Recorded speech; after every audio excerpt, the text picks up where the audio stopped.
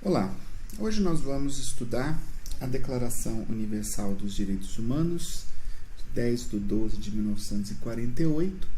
Não é para ser uma aula, um curso sobre direitos humanos, longe disso, é uma leitura e um comentário de alguns aspectos dos artigos. E a primeira coisa que a gente vai chamar a atenção é essa data aqui, 1948. Situa então essa declaração exatamente após o término da Segunda Grande Guerra Mundial, guerra essa que trouxe diversos desrespeitos à dignidade humana. A gente poderia assinalar dos vários eventos lamentáveis que nós tivemos nessa guerra, um de cada lado, os campos de concentração da Alemanha nazista, que praticamente criaram a linha de montagem da morte, a fordização da morte e do extermínio de pessoas, de etnias, de povos, e ao mesmo tempo, do lado aliado, a explosão das bombas atômicas de Hiroshima e sobre Nagasaki, populações civis do Japão determinadas pelos Estados Unidos para pôr fim à Segunda Guerra. Já na Primeira Grande Guerra, a gente tinha tido também esse tipo de violência contra a população civil, mas aí com os exageros da Segunda Grande Guerra, como nós vamos ver aqui, se fazia necessário defender esses direitos, os direitos humanos. Uma coisa a se assinalar, porque no Brasil a gente tem muito isso, nós vamos enfatizar em alguns artigos aqui, aquele bordão, aquele refrão, direito humano, direito de bandido. Não. Vamos ver já no primeiro. Considerando, nós temos um preâmbulo, uma introdução, e ela vai ter uma lista de considerandos, as considerações que são feitas antes de anunciar os artigos. E olha só esse. Considerando que o reconhecimento da dignidade inerente a todos os membros da família humana e seus direitos iguais e inalienáveis é o fundamento da liberdade, da justiça e da paz no mundo. Estamos subindo a voz porque vai continuar. Estão vendo aqui, dignidade inerente a todos os membros da família humana, de caráter inalienável. Isso é, não importa o que você faça, não importa a sua condição, você terá sempre respeitada a sua dignidade humana. E aqui é importante não confundir direito humano com direito penal, que é uma confusão que no Brasil se faz muito. Quer dizer, se o nosso direito penal ele está frágil ou ele não consegue ser aplicado de uma forma eficaz para punir, corrigir, reeducar, seja a posição que você tiver filosófica sobre qual que é a função do direito penal, isso é outro problema. A questão é que ao penalizar, nós devemos respeitar a dignidade humana.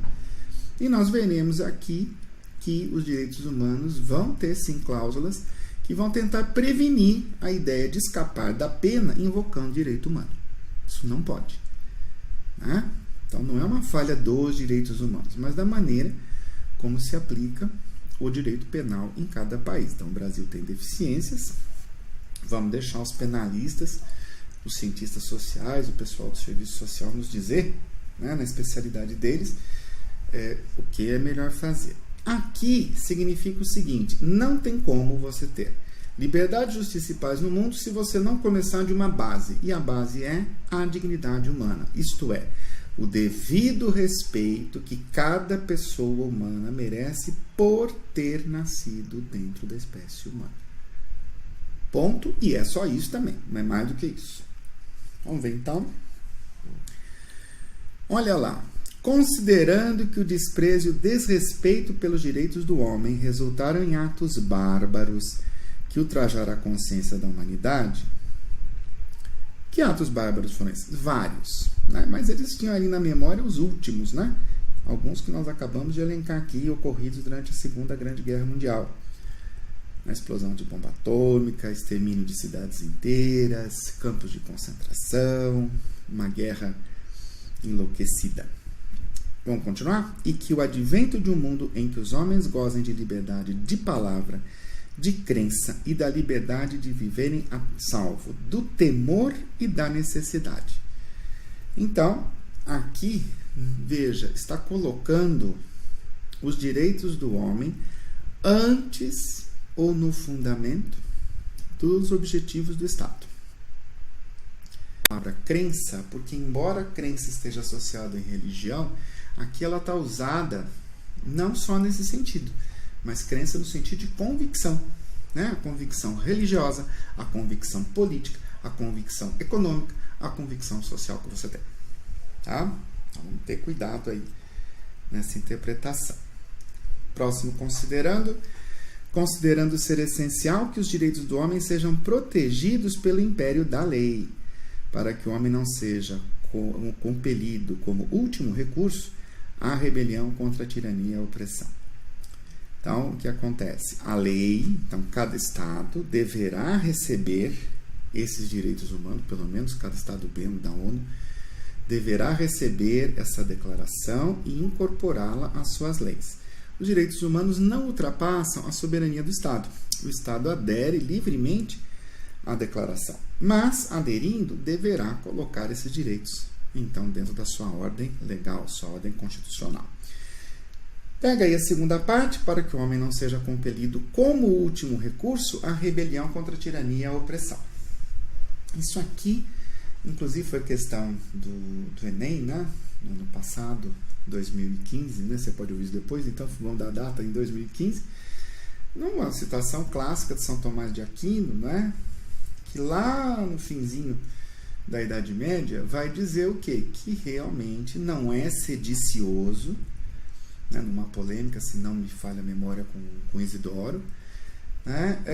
Que o sedicioso é aquele que provoca a desordem social, mas aquele que se rebela contra o tirano não é um sedicioso, ele está tentando restabelecer a justiça. Então, quem luta pela justiça não é um pecador, vamos dizer assim, né? Não é um criminoso.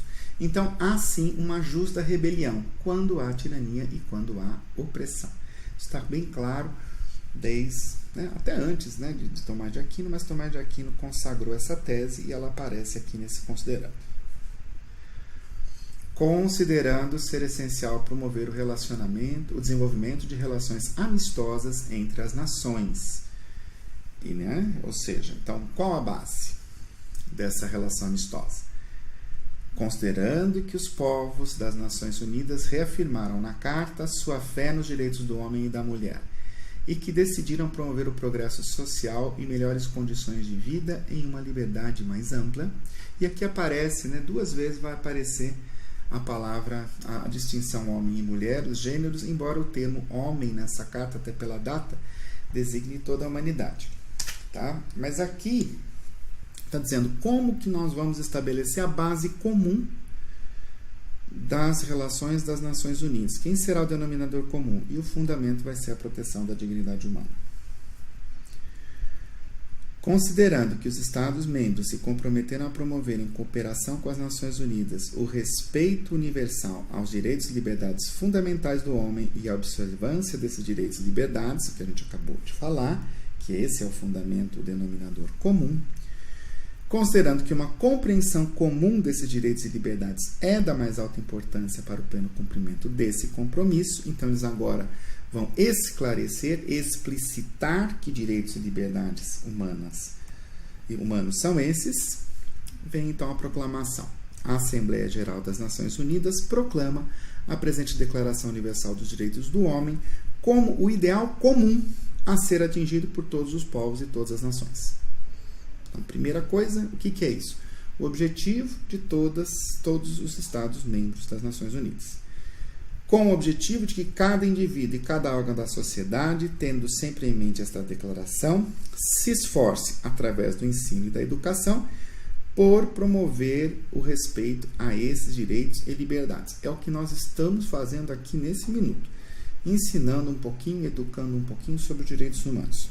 E pela adoção de medidas progressivas de caráter nacional e internacional, por assegurar o seu reconhecimento e sua observância universais e efetivos, tanto entre os povos dos próprios Estados-membros, quanto entre os povos dos territórios sob sua jurisdição.